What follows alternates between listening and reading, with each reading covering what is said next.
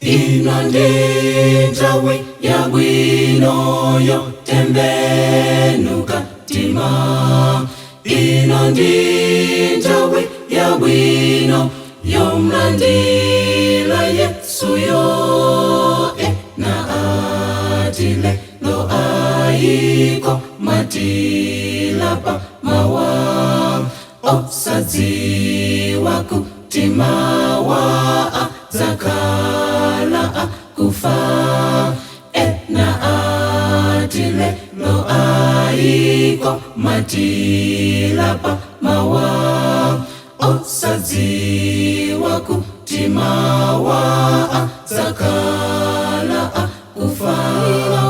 Ino ndi nthawi yabwino yomlandira Yesuyo.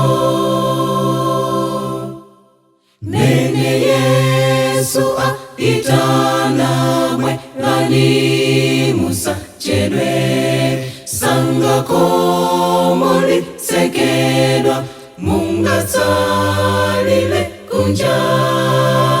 Na atile lo aiko matilapa mawa osadziwa kuti mawa zakala akufa.